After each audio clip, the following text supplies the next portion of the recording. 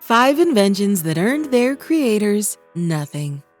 Whenever you create something new, patent it as soon as possible, or others might take advantage of your creation. It's happened numerous times throughout history. While the following creators may have received some meager compensation for their creations, most saw little to no profit at all. Number 5. John Walker. Matches. English inventor and chemist John Walker created the matches we know today and sold them in his hometown of Stockton.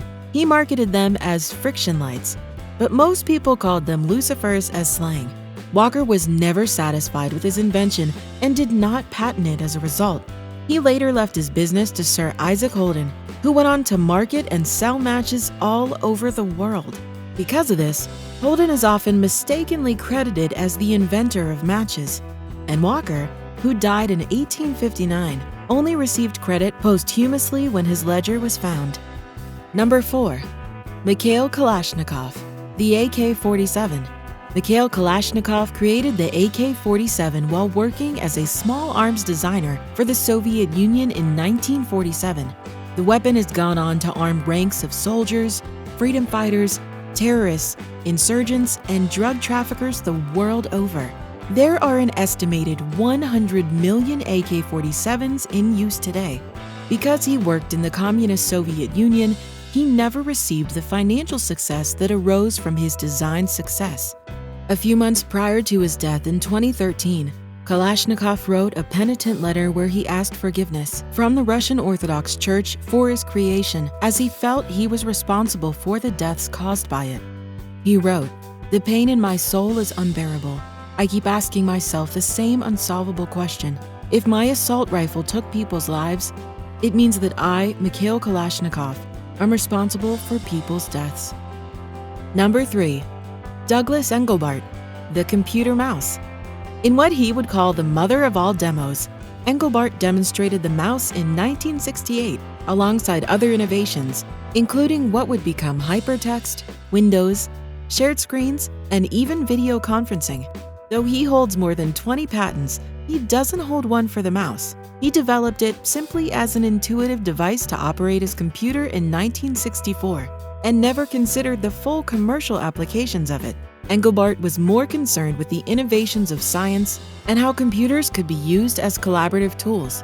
The company he was working for, SRI, patented the computer mouse and later licensed it to Apple for approximately $40,000, none of which went into Engelbart's pockets. Number 2. Harvey Ball, the smiley. Those of us born after 1963 may not realize that somebody had to actually come up with the most famous icon in the world, a yellow circle with a simple yet elegant smiley face.